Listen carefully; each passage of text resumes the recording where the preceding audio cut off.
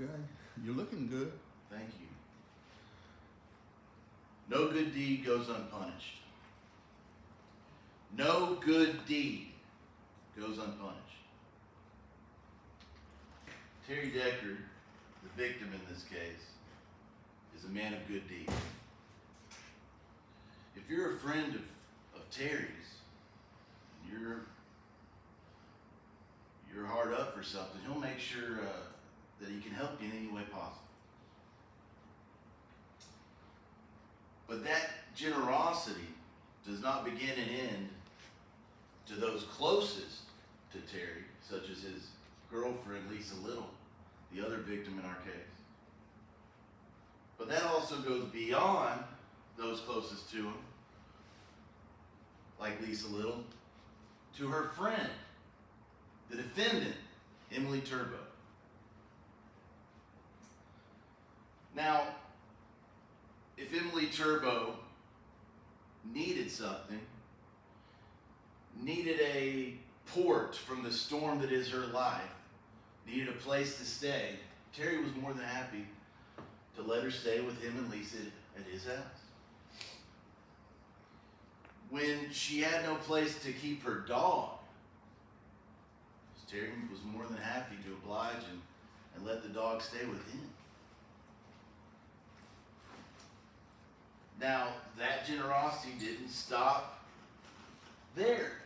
It also extended to Emily Turbo's boyfriend, Danny Spann. If Danny Spann was hard up for work, Terry found him a job. If Danny Spann was hard up for money, Terry would loan him some. In fact, if Emily or Danny Spann needed some money, Terry would loan it to him out of the goodness of his heart. Now, people like you and me, we'd appreciate that generosity. But people like Danny Spann, people like Emily Turbo, they see that generosity as a weakness. They see someone like Terry who's generous to a fault, and they look for ways to exploit that. Well, Emily, she found a way to exploit it. She came up with a plan, hey, we've got access to Terry. We know he has money.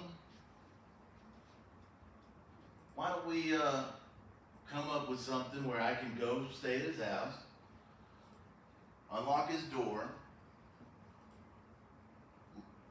get some gunmen to come in, rob him, and get some money off of him. Well, she knows she can't do this alone, so she ropes Danny Spann into it. They know they can't do it alone either. Terry and Lisa know them. So they need to rope more people into it. To muscle, if you will, to actually do the robbery. Well, they come up with those bare bones to come up with a plan. Good deeds be damned. On February 25th, 2017,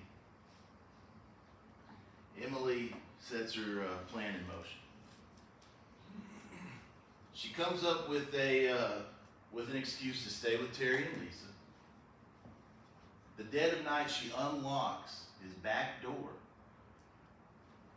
making them susceptible to a home invasion.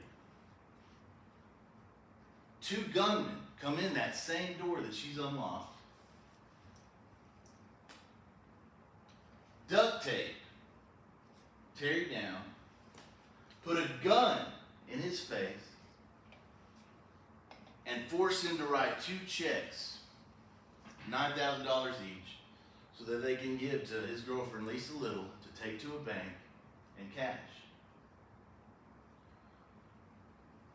And if Lisa Little doesn't get that done within 30 minutes, they're going to kill Terry Decker.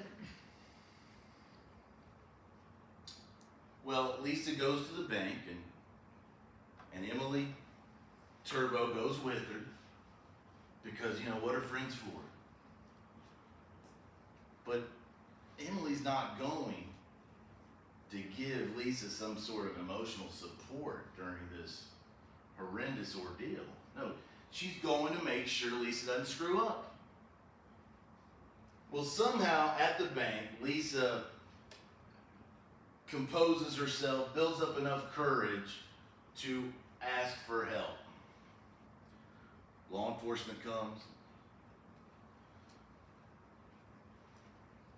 But Emily, as the officers are lulled into a sort of sleep and go to Terry Decker's house, where they do eventually apprehend the two gunmen, Emily gets on her phone and she warns her accomplices.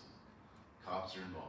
Despite the fact that just by calling her accomplices, Terry Decker could be shot and killed. She doesn't care about that. And she won't let this little hiccup keep her, get between her and Terry's money. As soon as she can, she calls up her boyfriend, Danny Spann, picks him up, goes to another bank, uses another check of Terry's that she had stolen, forges Terry's name, and tries to cash yet another check at another bank. I didn't say she was a mastermind, folks. Well, finally, her plan is stopped. Law enforcement's called. She tries to evade. She eventually gives herself up. Now, what is the lesson Terry Decker's to take from these series of events? That no good deed goes unpunished. Ladies and gentlemen of the jury, what I'm asking you to do today is to show Terry, but more importantly, to show Emily Turbo, that while it may be true no good deed goes unpunished, no bad deed will either.